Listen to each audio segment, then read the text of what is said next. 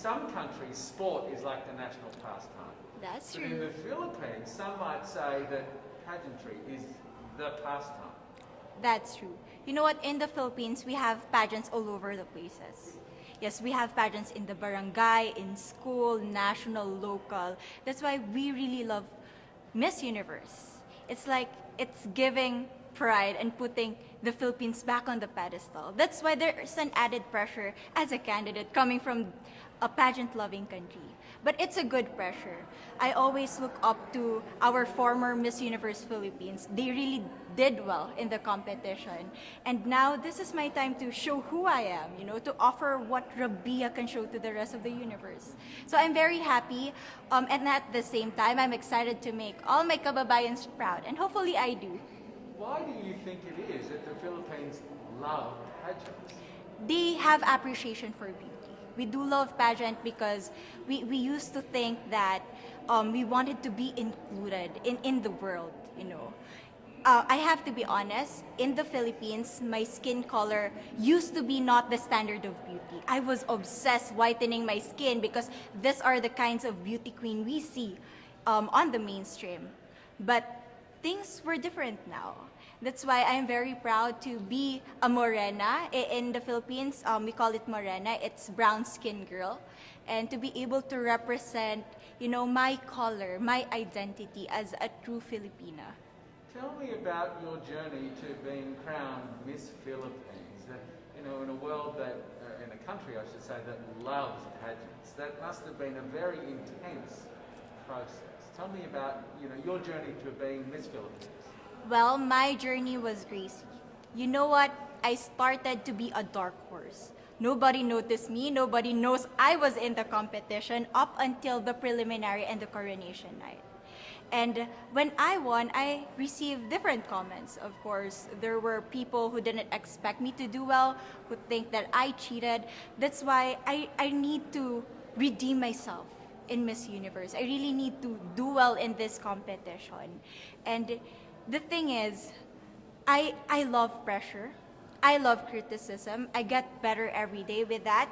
You tell me I cannot do that, I turn to you and I'm gonna say that no, I can do it for myself. Good for you. So how does it feel then to be on the global stage? How do you feel to be here in this moment, right now?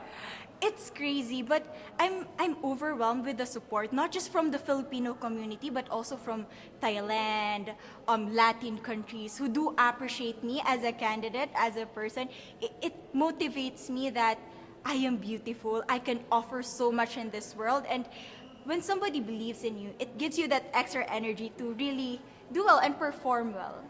Do you have a sense with the girls, all of the girls competing, you're competing, but is there a sense of camaraderie with all of the girls? Is there a real spirit to, sort of motivate each other to do better?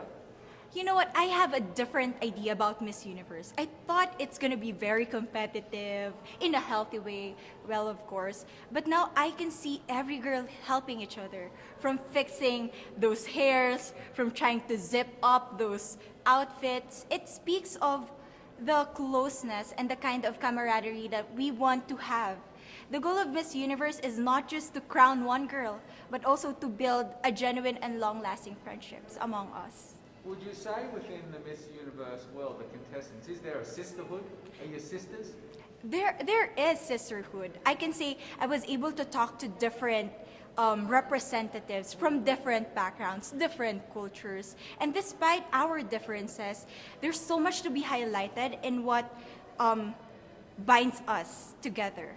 And that is because we want to empower women. We want to have our advocacies. We want to speak for the things that we love.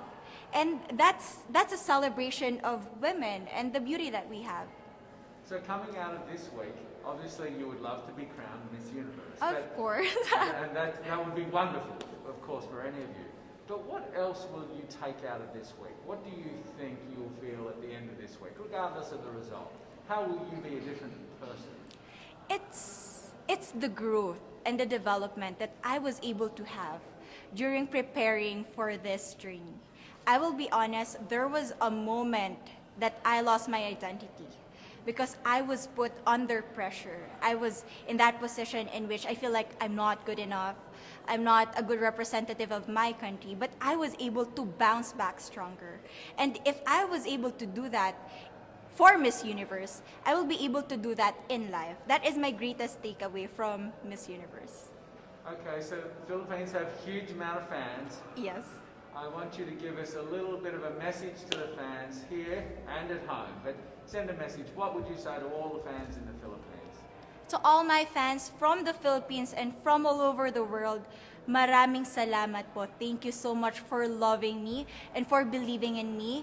It means a lot to somebody who is so naive in this industry, who has no idea how to become a beauty queen on the first day of my journey. But because of your love and support, I was able to be the woman that I am today. And regardless of the result, I may or I may not win the crown, but one thing is for sure, I'm gonna make you all proud. In some countries,